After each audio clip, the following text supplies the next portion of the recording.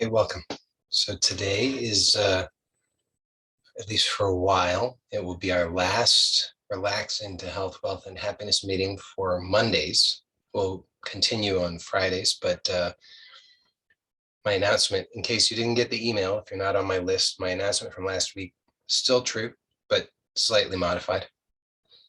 So the new program, which has a name now, it's the Journey Principles, will be starting on next Monday. So the schedule is going to be, this is just the announcement at the beginning.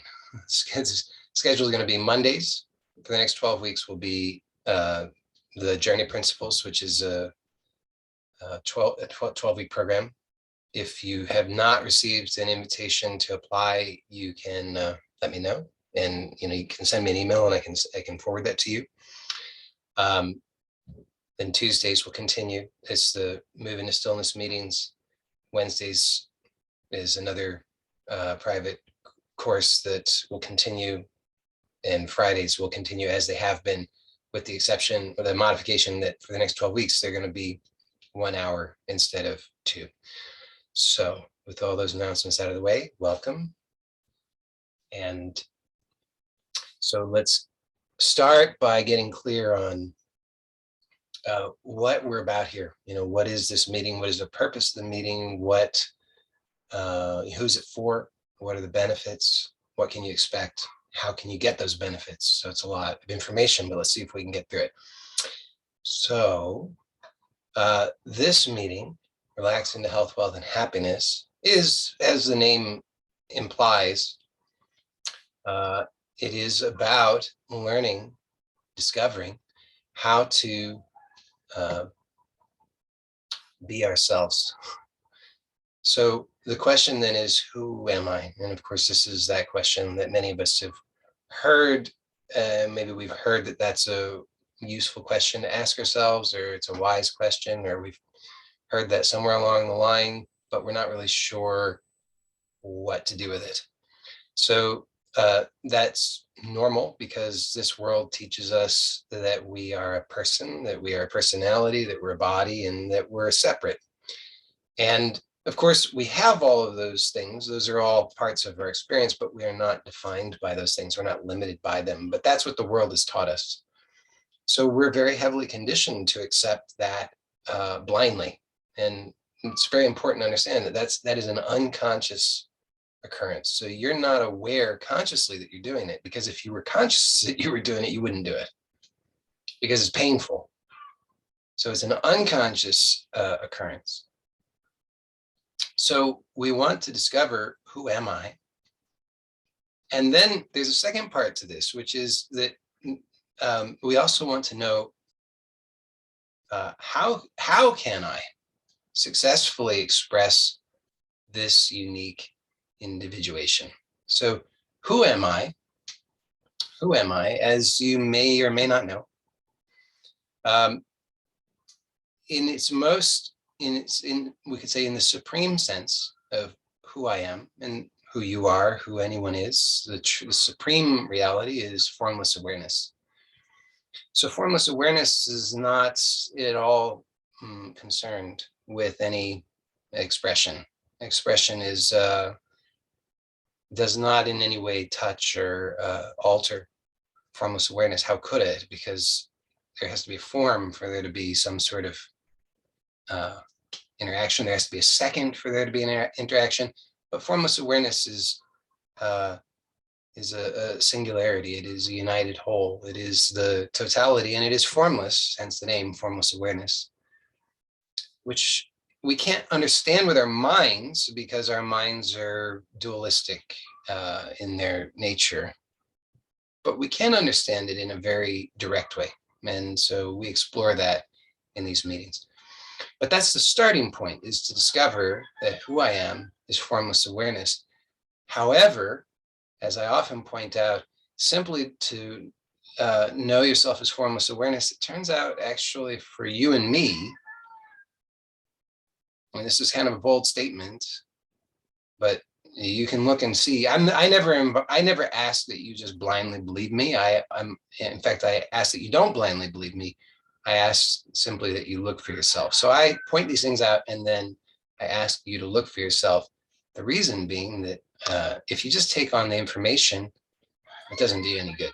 You've already done that. You've read the books and, watched the YouTubes and Googled and all that stuff. That's not what's going to give you what you're looking for. You have to look for yourself and you have to see what's actually true. I'm just pointing it out. So I'm suggesting that you can look right now and you can see that who you are is both formless awareness and there's a dynamic expression. There's a dynamic aspect. There's an aliveness. Now, understand, normally, as I said, the world has taught us, by and large, I mean, I guess there are exceptions, but by and large, we're taught by the world, you are this person, you are this body, you are these circumstances, you are your past, you are these limitations, you are these things. And so it's an essential first step to discover that I am none of those things, or at least I'm not limited by any of those things. So this is the first step of the three-step process that I share in these meetings. It's a three-step process of self-inquiry and self-expression, authentic self-expression. So the first step is to recognize that I am formless awareness. Well, how on earth can you do that? We'll get to that. Okay, but I want to give you the big picture overview in a moment first, and then we'll get to that. So, but simply recognizing that I am formless awareness, for those of you who have some familiarity with that, for yourself, and for anybody who's not sure, you can just take my word for it for now until it's clear to you, and then you'll know for yourself that it turns out it's not enough. Now, why would that be? Because we say, well, Ramana Maharshi said, and Nisargadatta said, and the Buddha said, and so said, and this and that and the other. Fine, but see, first of all, we cherry pick.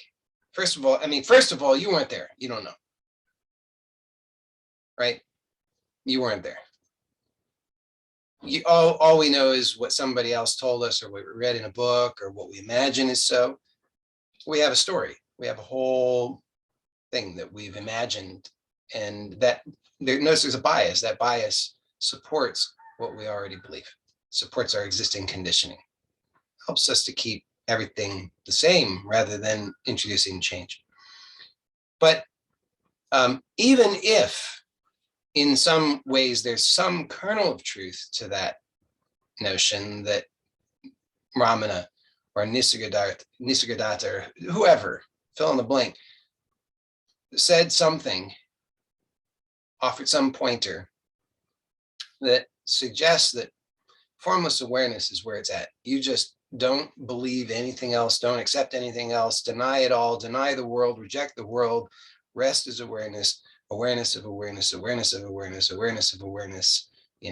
There's a whole book, there's a guy, I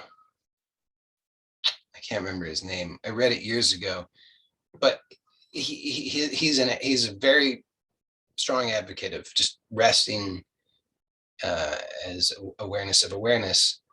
And this is very powerful. I won't deny it. The difficulty, though, is that, and he suggests that this is so valuable that you should dedicate every moment of free time to it, and that you should organize your life so that you have much more time, as much time as possible, to dedicate to resting as awareness of awareness. And so this is, but understand, this is a misunderstanding. Okay, there are two distinct is maybe the wrong word, but I'll just say distinct, two distinct paths. Both of them offer enormous benefits, but we have to be clear on which path is for me. You can't take both paths, right? You have to choose one. Otherwise, you don't choose any. Or you could put another way, if you don't choose habit will choose for you. So, and you're here because there's something about your habits, something about your conditioning, something about your um, identification that you're not entirely pleased about. And if you tell the deeper truth, actually, it's a thorn in your side, and until you resolve this, you'll never be happy. Not truly.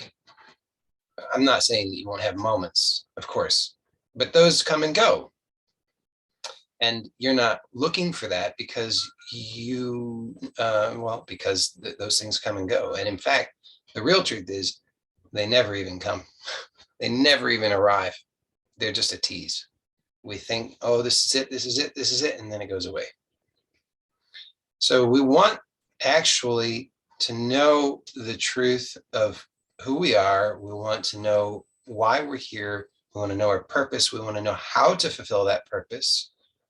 And we want that continuously and eternally. We're not going to be satisfied with just some little or even big things that come and go. So these two paths, we have to get clear that there are two paths, and we have to choose wisely and appropriately. Otherwise, we will be dissatisfied. If you choose the wrong path for you, you'll be dissatisfied. Okay. So one path, and this isn't news. You've all heard, I mean, anybody who's been here, you've heard me say these things. So I'm repeating myself, but it's kind of important stuff. And there are so many deeper levels to it. So even though I repeat myself, there's nuance. There are nuances here, subtleties that you can discover within your own direct experience. So again, remember, this is about your direct experience.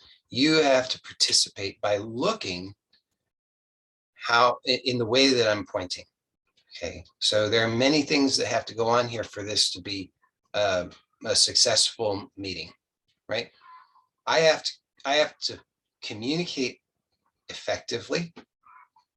I say many things, but we could kind of boil it down to a few things just to keep it simple. I have to communicate effectively. I mean, first of all, I have to be clear. Second, I have to communicate effectively. But if all that happens is those two things, what good does it do you? It doesn't do any good. So I want to be clear that in this meeting right now, there's an invitation being extended, and you can receive this invitation. And then you have to make use of the invitation. And when you do those two things, when you receive it and you make use of it, you will benefit. It's not a question of if you will benefit. You will benefit. You just have to do your part. So look to see in your experience what's being pointed to. And notice when you are when you either agree or disagree with what's being said, and that's a big red flag. As soon as you notice that you're agreeing or disagreeing, wake up. See, anytime you notice that you're agreeing or you're disagreeing, that's an invitation, it's a call for you to wake up and recognize that the agreeing and disagreeing are just it's your conditioning. You're just filtering and comparing what's being said with what you already think you know. So of course that process happens. You're going to agree and you're going to disagree. But when that happens, use it as a reminder to wake up and notice, wait a second, I'm not here to agree or disagree. I'm here to receive the invitation and to make good use of that invitation so that I can discover for myself that which I so long for, that which I seek. So the two paths, okay, one is the path of the renunciate. And this is the path that is very conflated, at least in our Western culture. I don't know about elsewhere because I don't live elsewhere. I don't know other cultures. I just know this culture really. So I can speak about this culture. We tend to have to conflate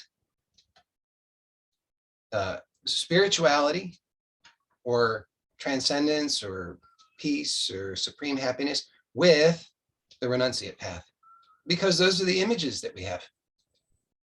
leave everything behind, give up your identity. I mean, you think about who are our, spiritual models. You've got Jesus, Buddha. These are kind of in Western culture. These are the big ones. Jesus and Buddha, and I guess reportedly Jesus was a boozer, but he didn't have a lot of possessions, I don't think. And Buddha, he's like he had a begging bowl and a robe. I think those were his only possessions, and very virtuous. So we tend to think that in order to, if I want to attain supreme happiness, well, then I need to emulate the behavior of my models. And what are my models? Whatever those models are, chances are there's some kind of renunciation going on there. So that's fine, except that it's not for you. And how can I say that confidently? Well, because you have internet access. You think the Buddha would have had internet access? No, because he was a renunciate. He had a begging bowl and his robe. That was it. I mean, maybe I don't know, maybe he had a staff or something. I don't know, but he didn't have much. And I'm certain he would not have internet. So you are not a renunciate. Now, does this mean that you are excluded from supreme happiness? No. Good news. And this is important because here we have these two paths, renunciate path, and what we think is renunciate path, that's the way for supreme happiness. So we think, oh, this other path, whatever that is, that can't be, that must be bad, because this renunciate path is supreme happiness. That's, spiritual attainment. This other path, well, I guess that's the worldly path, and the worldly is bad, right? That's what we think, because remember, our ideas of spirituality, our ideas of supreme realization are conflated with the renunciate path. So we think, oh, world is to be renounced, world is bad. But you are a householder. How do I know that? Well, you live in a house, don't you? Or an apartment or a flat or whatever you call it. You got a roof over your head. You've got, you're paying rent, or you've got a mortgage, you pay property taxes or whatever. Maybe you've got a job, maybe you're retired, maybe you have children, maybe you don't have children, but you're in this world. So you have to know who you are. Okay, but who you are has this dual aspect. It's a single self.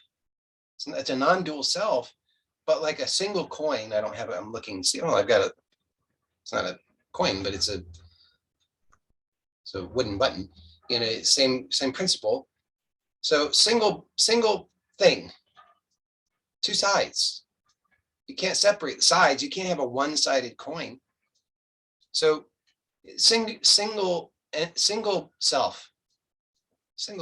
There's how many of you are there? There's only one. But this single self has a dual nature, we could say. Okay, so one aspect of the dual nature is formless awareness, which we will get to. So that can be experientially discovered momentarily, not yet. Other aspect of your nature is dynamic, being in the world. And you actually have a unique purpose. Unique. It's the reason why you're here. Because think about this. Remember, I said, if you don't choose, then it will be chosen for you. It's not one of those things where, like, here's a choice, and you're just going to ignore it, and it doesn't matter, and it will go away. No, if you don't choose, it's going to be chosen for you. How do you know that? Because time is happening, isn't it? So the nature of of our phenomenal existence. Remember, dual nature, one self, dual nature, formless awareness, independent of time. Time exists in formless awareness, in a sense. Nothing is independent of formless awareness. Everything is dependent upon formless awareness.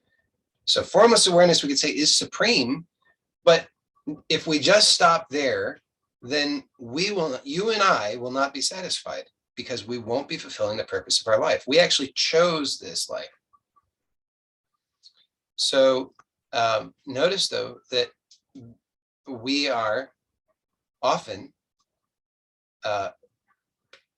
we wrongly imagine that we are victims of time, but that's because we refuse to choose. So it's chosen for us, because time forces that. Time is saying, look, you don't get to, there's choice being made here. Your time is forcing some movement.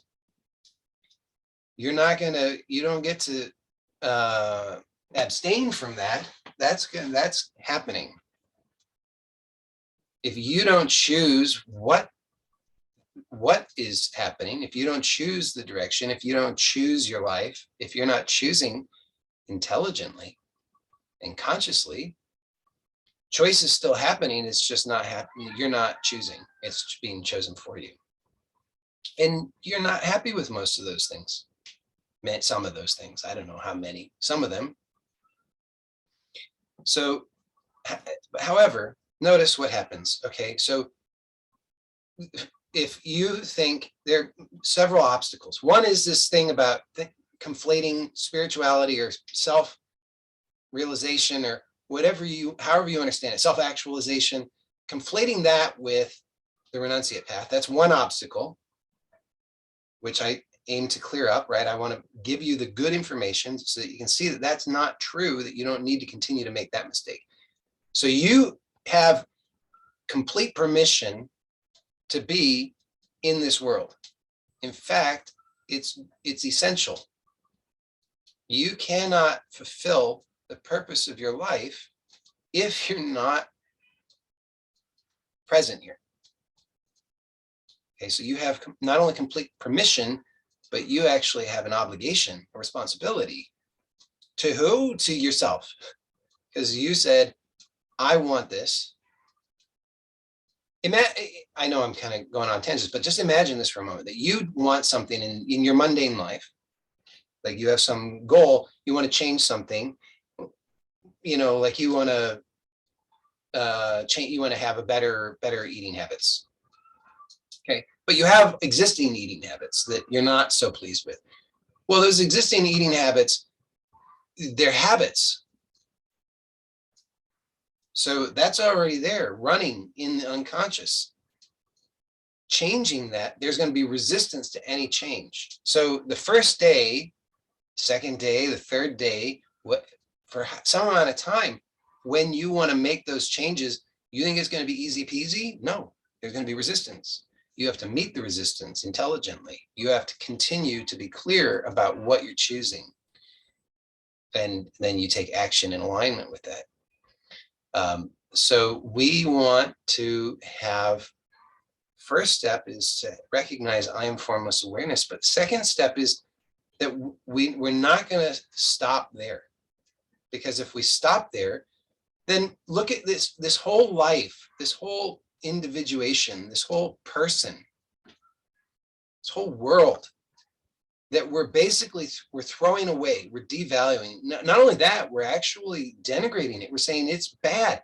It's our enemy. It's the problem. And then what are we doing? We're trying our best to tune it out. So we say, oh, I'm not feeling good. Hold on, let me close my eyes. I'm gonna meditate. Okay, well, look, I'm not saying closing your eyes and meditating is bad, but we do want to see what we're doing.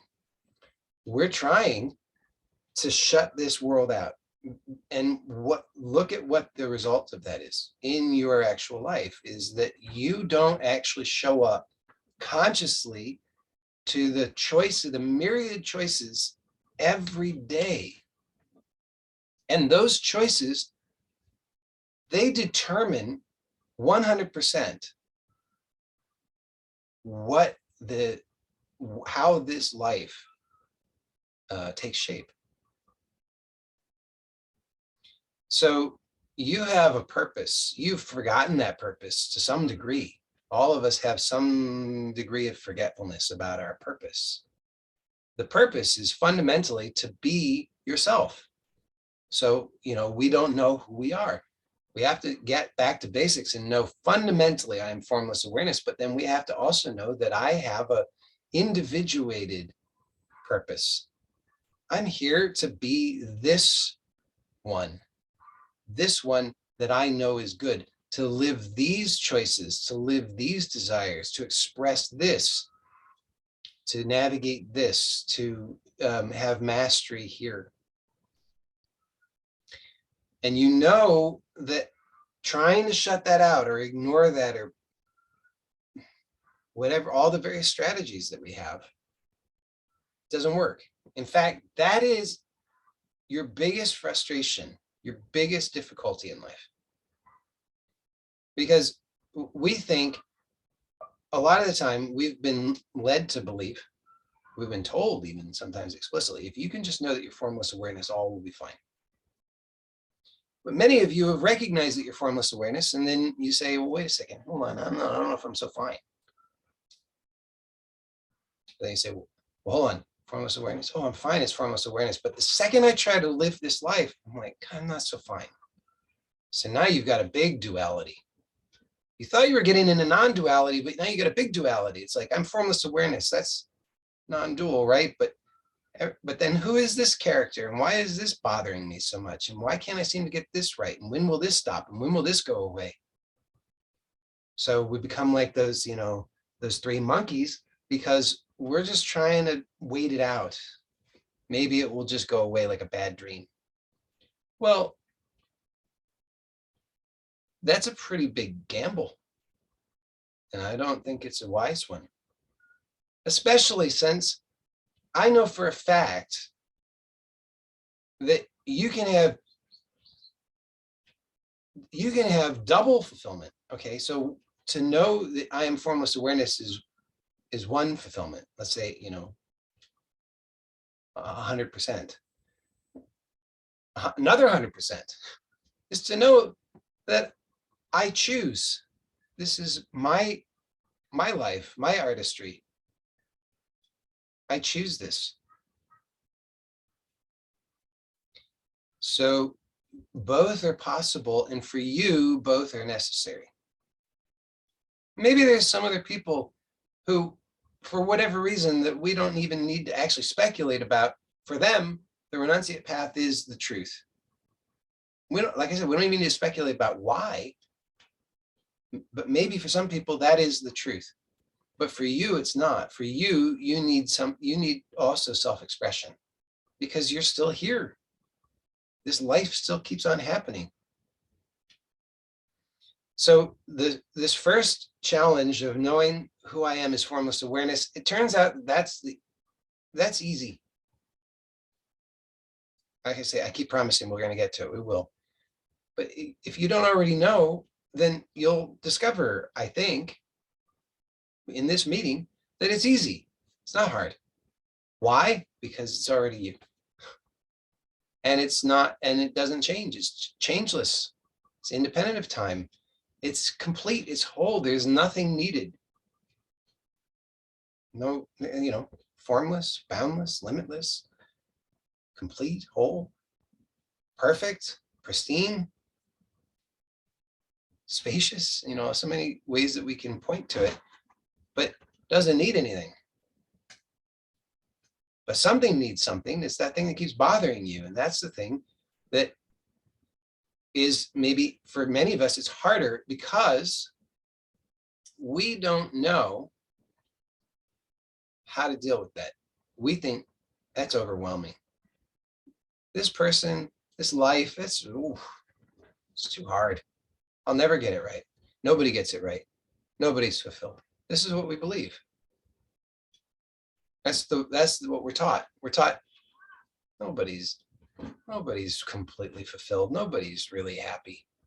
All those people who pretend to be happy, they're fakes. Because it's true in a lot of cases. So we say, see, I knew it. But it is possible Just because it's not common doesn't mean it's not possible. It is possible, and there are those who've realized it and who've demonstrated it and taught it, and so we want to heed their advice. So just imagine for a moment that you could just imagine what might it be like to have confidence that when you know I am formless awareness first and foremost, then to know none of these things ultimately touch me. I am invulnerable at the core, in truth. And that this gives me the confidence and the audacity to be self-expressed, to be individuated, to be unique, to allow for the blossoming of this life. Now, that's the part that usually scares us because, like I said, we don't even know. It's like, oh my goodness, I don't think I could do that. I've got so many, I'm in debt, and I've got resentments, and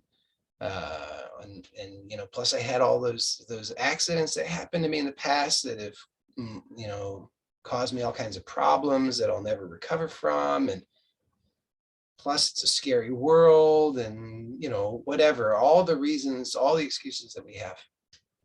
But I'm telling you, don't accept the excuses. Why should you accept the excuses? What good does that do you? Because if you accept the excuses, then all you have left to you is to just wait it out, to hide and wait it out. And that's to be a victim, right? To hide and wait it out is to be a victim. If you don't have confidence that you can meet every single experience that comes with grace, fearlessly, confidence, not necessarily because you've anticipated every little nuance, not necessarily because you're not surprised by something, but because you have the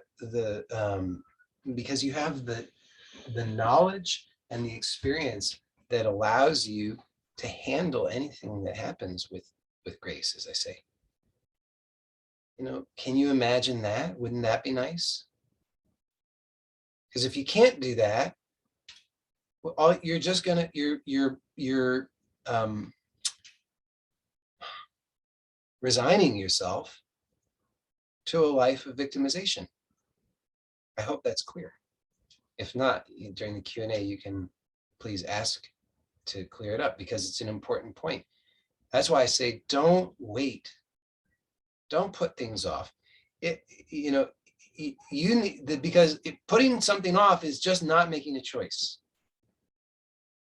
I'm not saying that you're gonna, obviously we're navigating time. I'm not denying that, but so you're not going to do everything today, but I'm saying what's here now, don't put off. If there's a choice here now, don't put it off. Be clear. What do I want? Who am I? What is my purpose? So I've been promising that first we'll have the direct experience of the recognition of who I am as formless awareness. So we'll get to that. And then the next thing that we're going to do in this meeting, after we get clear on that I am formless awareness, we're going to start to get clear on what do I want and how do I choose. So that's the subsequent steps of this 3-step process. So first step is to know I am formless awareness. So how is this possible? Well, right now,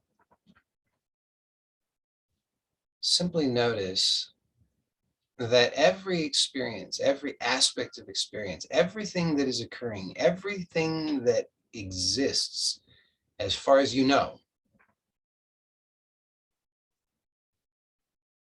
is happening in your awareness. See if you can find something outside of your awareness. See, even if you say, oh, well, I'm sure that China exists, but I'm not aware of it.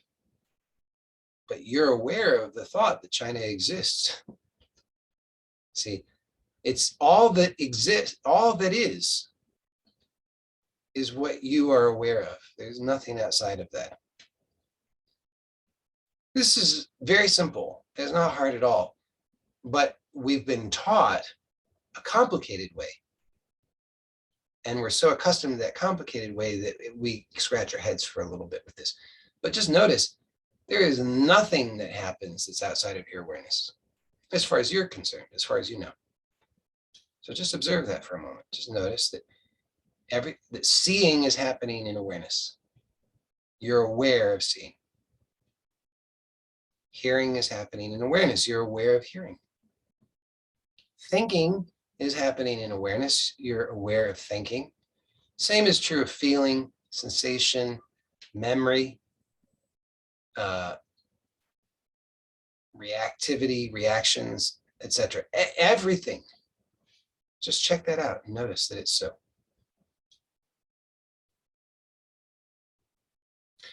Oh, but here's an important point, because normally we make this mistake when we say I, we immediately reference some notion of ourselves and we identify as that. So we're tethering ourselves to that notion, which is a false limitation. So try it again and notice that who you are as awareness is prior to the I. That I, prior to any notion of yourself, prior to any concept of yourself, prior to any history of yourself, prior to any imagination about yourself, prior to any, anything else. So awareness is first. So notice that this awareness is formless, boundless. So you can just instantly get a sense of it. You don't have to think your way there, because the thinking is happening after the fact. Awareness is here prior. The thinking arises in awareness. So I'm not describing something abstract. I'm describing something that is directly, intimately accessible to you because it's who you are. You just overlook it. So notice, super simple fact, that you are prior to any and everything that occurs. It's all occurring in you as formless awareness. Another way to understand this is prior to the next thought,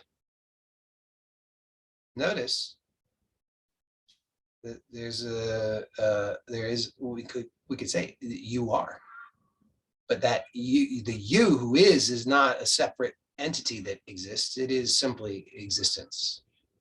So it's just a weird function of our language that we always have a subject and object, so we have to say you are. But actually, the you who is prior to everything, it's not a you, it's just simply being, existence, awareness. If that's not clear, just notice that your self-concept comes and goes. The body sense comes and goes. It may be fairly persistent, but it does come and go because it's not a constant. We all have those moments where we realize, oh, I forgot myself for a moment. But the forgetting, in that case, forgetting yourself is not that self that you're forgetting. Who's forgetting the self? It's the self who's forgetting that self. So that self that's forgotten isn't the self with a capital S. That self that's forgotten is the stuff that comes and goes. It's the self-concept. It's the self-image. It's the memories and thoughts about the self. It's the story about the self. It's the body, mind, history, relationships, personality, and so forth. But all of that comes and goes. When you go to sleep at night, this entire person and personality completely vanishes. The body's gone, memories are gone, history's gone, everything's gone. Deep sleep, none of that's there. And yet you are. How do you know? Because when you wake up, you say, I was asleep. But see how the truth of you is formless awareness is there's no it doesn't hold on to anything. It's not like a repository for things. It doesn't grasp at anything. So that's why when you go to sleep, in deep sleep, and then you wake up, you say, oh, I was asleep. You don't remember anything of the deep sleep because there's nothing grasped there. But you intuitively know that you were there simply because you are being. So the formless awareness aspect of self is objectless, formless, non-grasping, doesn't have any qualities in the sense or that we normally think of it. It's not like tall or short or fat or thin or, beautiful or ugly or any of these things that we usually understand. Simply is. And you are that. Okay. So it's super simple. We don't need to overcomplicate it. Now, of course, you'll have doubts. Say, well, wait a second, I don't know if I really understand. How could that be? Did I really get it? I thought it was, if I thought of, something was supposed to happen, it's like a flash, or thought I was supposed to, be struck by lightning, or I thought like all of a sudden I'd just be in ecstasy or something. No, why? You, as formless awareness, are eternal, always present, never not here. So all we're really doing is coming back to the, in a sense, lowest common denominator. So you notice in your life, there are ups, there are downs. But what's here when there are ups and when there are downs? You are. You see, sometimes I like myself and sometimes I don't like myself. Okay, but what's here when you like yourself or when you don't like yourself? Or even here when you forget yourself? That's formless awareness. It's never not here.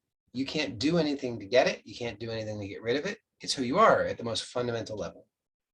So it doesn't, formless awareness doesn't have any, it's not a state.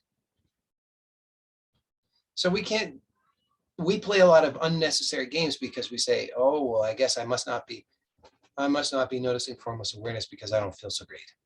Who said that you had to feel great? Formless awareness is always here. So have you ever felt great? Yes. Have you ever felt not great? Yes. Well, formless awareness was here during greatness and non-greatness. So it's not a state. It's the essence. It's always here eternally. Okay. So if you have questions about that, please ask them in the Q&A. So step 2. Oh, by the way, step 1, you just need a glimpse.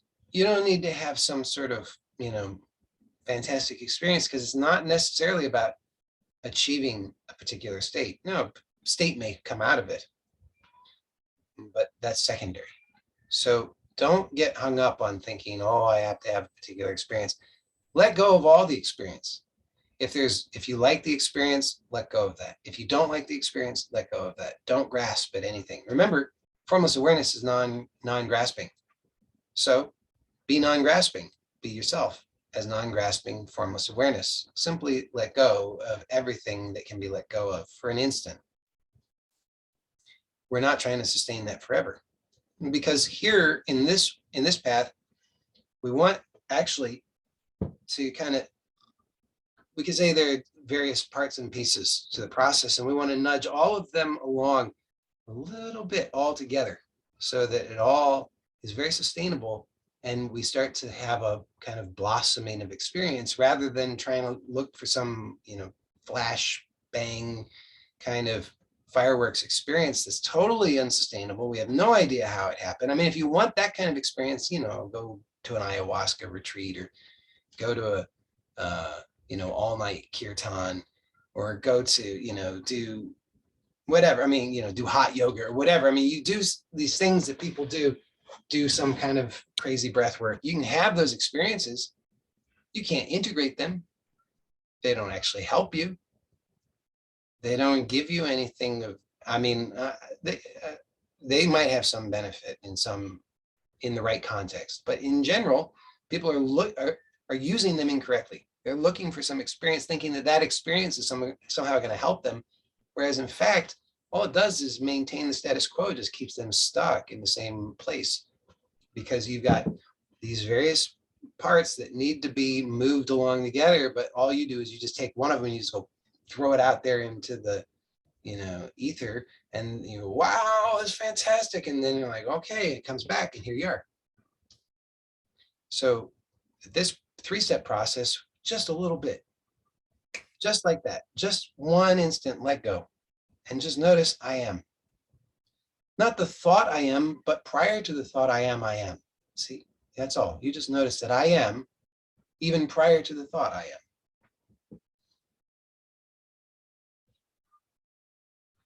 You just want to catch a glimpse of it. That's enough. Because otherwise, it's too much. It's too much of a shock to the nervous system. We're not accustomed to trusting in life like that. We're not accustomed to being in the flow. We're not accustomed to that kind of grace functioning in our lives, because it's don't try it, but I'll save you the trouble. If you were to do that, this whole business of just resting as awareness forever, big energy, huge energy. The more you do it, the more the energy builds up. It's like static electricity in that sense. It's like you're just dragging your feet on the carpeting, building up that big charge. And then what are you going to do? At some point, something's going to happen, and it's going to be a discharge. And there you are. You're like, oh, back to square one. I don't know what I'm going to do, because you're missing some really important parts. So just a glimpse, it's enough.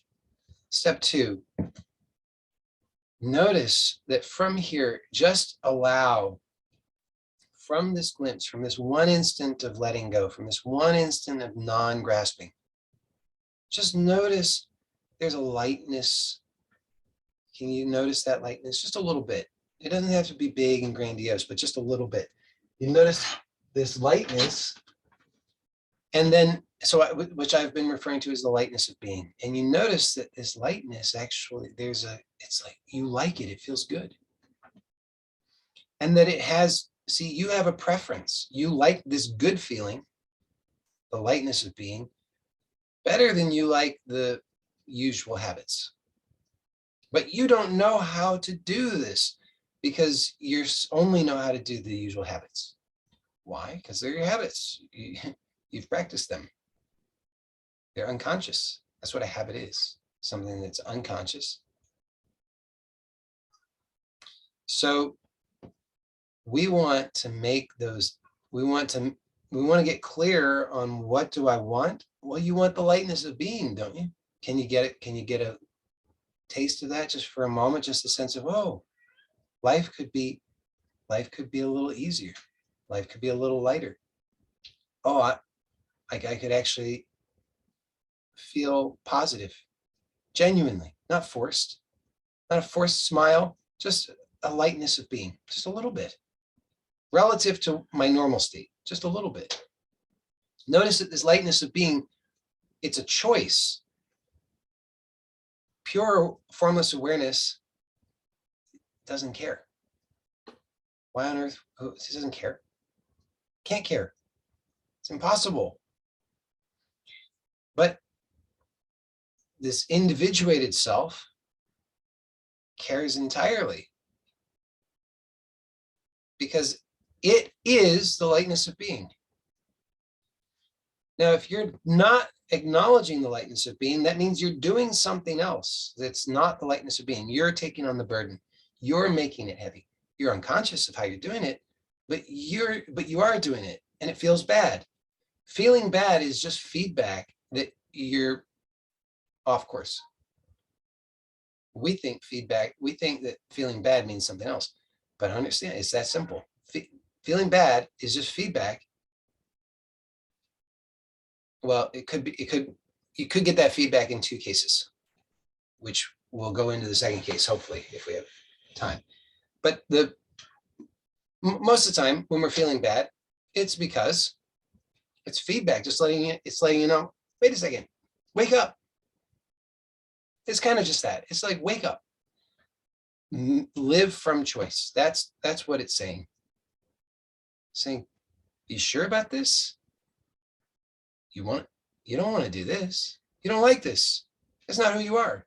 So it's a wake up call when you're feeling bad. The lightness of being feels good because it's saying, it's confirmation. It's also feedback. It's feedback that this is who you are. But see, we get so confused about who we are, and we've got so many judgments about who we are, so much self-condemnation, self-rejection, hatred, even self-loathing.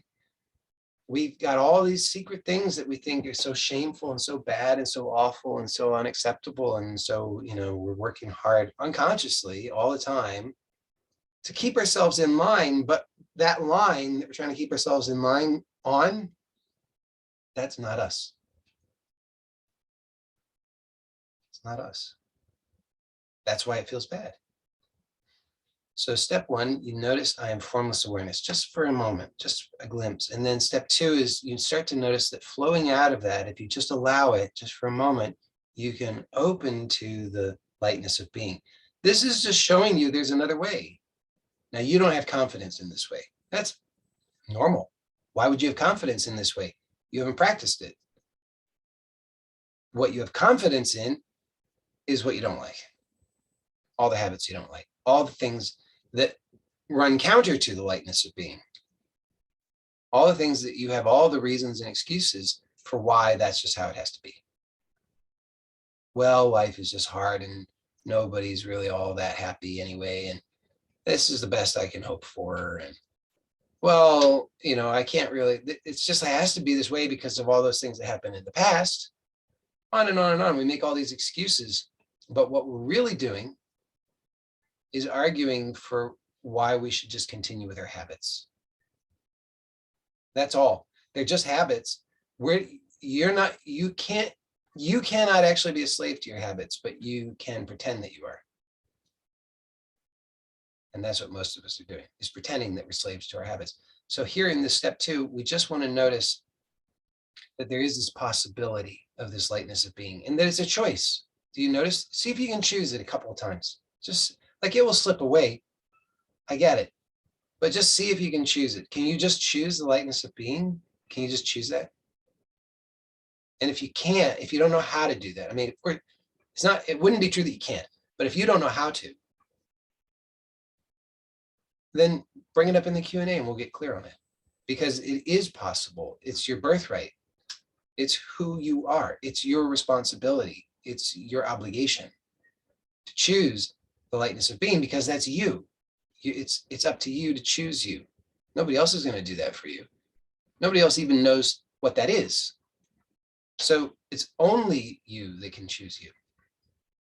And you know it because it shows up as the lightness of being. So try it again. Just see. How do you do that? You want to become increasingly familiar with how you do this. So you notice that you can choose the lightness of being, hopefully. So that means that you've just proven to yourself that it is in fact a choice. See how powerful that is. You can choose the lightness of being. You can choose yourself. You can choose happiness. You can choose alignment with what is true. So then the real challenge turns out, so these steps are pretty easy. Step one and step two. You might have doubts and confusion about it, which is normal, and we can clear that up. Sometimes that takes time, but maybe you see that it's easy. But then the more challenging part actually is just to persist and to remain conscious and see what are the obstacles, what's the existing conditioning, and to choose to let it go. So step three is that you just continue. You imagine now that this lightness of being is expressing as your life. See, so you can catch a glimpse of your formless self, step one, catch a glimpse of your individuated true self, step two, lightness of being. Step three is now imagine this true self, lightness of being, expressing as you in your life, in this phenomenal reality, in your creation. Now, here is where we usually come up with all the blocks, because we say, holy cow, I can't imagine that. Well, yeah, you can't, because it's so far beyond your current limitations. But what you will notice, and this is the important point, and this is why the technique is it's just sort of tricking us into this, is what we will see is all the limitations that we accept as reality that aren't. See, all the excuses, all the arguments that come up for why the lightness of being cannot express fully and freely as you in your life, in your relationships, your mind, your body, your community, your home, your relationships, your finances, and so forth and so on. Just consider that for a moment. Imagine the lightness of being. So just, glimpse that for a moment. The lightness of being. Choose the lightness of being for a moment. Just a little bit more light. You don't have to go for gold. Just a little bit. Just, can you lighten up a little bit? Can you just let go a little bit? Can you notice that that feels good? It's more authentic. You're happier. It's easier. Now notice, imagine this lightness of being expressing as you in your life.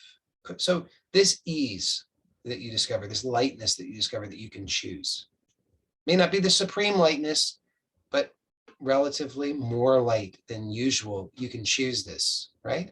So now, can you imagine this same lightness, the same level of lightness or greater, expressing in your life in all of the various ways, particularly in the areas of your life that you feel challenged? And as soon as you try to imagine that, what's very likely, almost certain to happen, if you're just doing it, is that you're going to start to notice all the excuses you have for why not. Say, oh no, and you'll give up out of habit, but don't give up here. Choose. This is an important point. Be bold, unreasonable, and persistent. Why? Because you have to choose yourself. Otherwise, you're just waiting. And for what? Nobody benefits. It doesn't help you, doesn't help your loved ones, doesn't help the world. In fact, this world right now, presently, is the result of billions of people choosing to wait, choosing to put it off, choosing not to choose, and therefore having their lives chosen for them. And what will the default choice be? Obviously, the status quo. And you look out there, you happy with that status quo? No, you couldn't be. But we didn't know we had another option. That's the thing. It wasn't our fault. I mean, it's not your fault. You didn't know. Nobody told you, but now I have. And it's very good news, because it means that you can actually fulfill your purpose.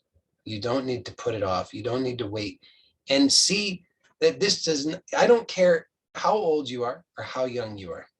I don't care how good your life is or how bad your life is. I don't care about any of those things. This is available to you. It applies to you. It will work for you. And you, no matter what your circumstances, no matter what excuses you might have, the real truth is that you can fulfill your purpose in this lifetime. You can.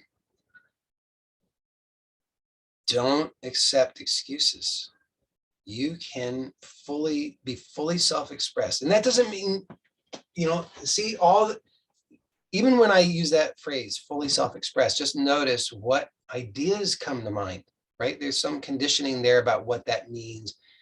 But most of those things that you think that means, they're not true. They're not actually who you are. They're borrowed from your family, from your friends, from the television, from YouTube, from whatever. These are the things that you think, oh, in order to be fulfilled, I have got this checklist of things that I need to accomplish.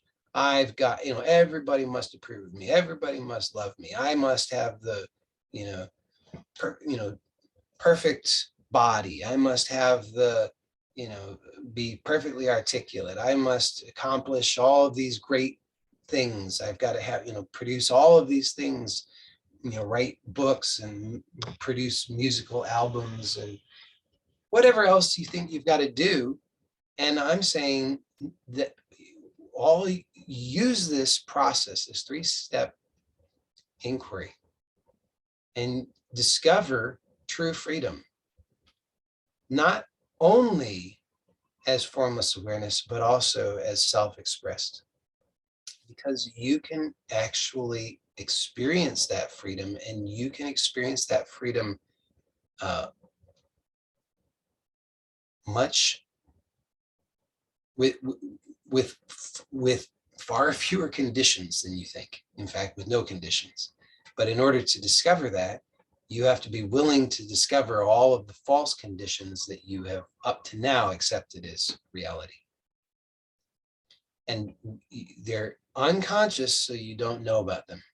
Of course, when you discover them, they're unlikely to be a big shock, because you're not, like, the funny thing about unconscious is that as soon as you become conscious of it, you're usually going to say, oh, that's what that was. I always knew that, but I didn't know it. So it's not going to be like you're not going to wake up one day and realize that you've got a clown nose. It's not going to be like that. It's not going to be some big shocking thing that you didn't know. It will just be a simple, ongoing sequence of simple revelations of, oh, oh yeah, I've always been doing that, believing that, accepting that, and feeling bad. And it's not true. It was borrowed. It's not even mine. I don't want that. So you have to just keep repeating the process. It will help you get clear on what do you want? Who are you really? And then it will also clear up for you. If you persist in it, it will clear up for you all of the stuff that's interfering with that. That's why this is relax into health, wealth, and happiness. It's not work hard every day, do these 50 things in order to achieve health, wealth, and happiness 10 years from now. That'd be a different thing. This is to discover first and foremost that health, wealth, and happiness are the essence of who you are. True health, wealth, and happiness. And that expresses radiantly through you and as you, to the degree that you recognize it, acknowledge it, and live in alignment with it. But up to now, most of us have been almost entirely ignorant of that through no fault of our own. So the first thing is to discover, who am I? What do I want? And then we discover all the things that we've been doing that have been working against us. And as you discover those through this, that's what's revealed primarily in step 3. As you discover that, then just simply repeat the process. So I recommend that you can repeat this process in sequence in three round. How do I describe this? 3 times in sequence. In other words, you do step 1, step 2, step 3, then step 1, step 2, step 3, then step 1, step 2, step 3. Okay. And that would be one set. Okay. You could do 2 or 3 sets in a day. Maybe that counts as some other advice I've given in the past. Maybe I've said just do it once. I don't know. The thing is, this is a technique. It's a very powerful technique, but you got a lot of wiggle room, but you got to be intelligent about how you use it. So you try it out, figure out how it works for you, get clear on it, ask questions, right? Keep on working with it discover what your response to it is. Everybody's wired a little bit differently. Some people are going to, have big experiences. Some people are going to have very subtle experiences. Some people are sensitive in some ways, and other people are not sensitive in those ways. So be gentle, be persistent. Don't go overboard. Don't right out of the gate. You've never done it, and then you say, I'm going to set a timer. I'm going to do it once every 5 minutes all day long. That's not going to be sustainable for one. And for another, you might really just sort of push the envelope too much and produce way too much change for you to be able to integrate. So once, twice, maybe 3 times a day, but be persistent in it. And don't just do it mechanically, but do it with the right attitude, which is the attitude of, I'm here to learn and discover, right? It's not just, oh, I did it, I checked it off, didn't work. So, like you're just doing it just so you can prove that it doesn't work. No, I'm telling you it works, guaranteed. If you're not experiencing the benefits, then ask questions, let me know. Ask questions, let's get clear on it, because it can and will work for you if you apply it correctly. It's very, very important that you're gentle, because this is not about whipping yourself into shape or any of that kind of like worldly nonsense. That's the world teaches outside in change, and that outside in change just frankly doesn't work. It's not sustainable. This is about inside out. It's about, first we have to get clear on who I am. Does formless awareness have an agenda where it's going to, try to whip you in shape? You got to get clear on that. That's why that's step 1, because when you're really clear on that, you're not going to go into step 2, rah, rah, rah, let's go, because that wouldn't be the right way. You get clear on the supreme gentleness of formless awareness. Then you open to the lightness of being. Keep it simple, keep it nice, keep it light.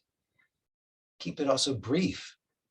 Don't try, like I said, if you try to sustain that for a long time, you build up a big charge, but you don't have the skill to be able to use that big charge wisely. So instead, that big charge just goes into reinforcing your existing conditioning that you're not happy about. So small, brief, light. Then you just see what your existing conditioning is, just remain present. Also brief. You don't need to belabor it. You don't need to just try and force yourself to notice every single thing for 5-10 minutes. No, just for 10 seconds, 30 seconds. Do you need to take a whole bunch of notes and, okay, now I know I got to fix this and I got to do these things? Nah. There's a time and place for that. But for this, the goal is not to overhaul your life overnight. The goal is to have a tool that is integrated into your life, that becomes a new habit that you can that will actually produce sustainable positive change and transformation at all levels. Isn't that a better idea? I think so. So I think I've covered all the bases. Maybe. If I didn't, you can let me know in the Q&A. So but just to recap, I'm proposing to you and suggesting to you to make use of this 3-step inquiry every day. Make a commitment to it every single day. Do it, be intelligent about it. You can help yourself. If you can do, there are certain things that we can draw upon the study of psychology and so forth, and know there are certain things that I can do to help myself with this. Like, for example, you already have rhythms and habits in your day, right? You've already, you get whatever your routine is, what that is. So maybe you brush your teeth in the morning. Great. Pair this with something you're already doing.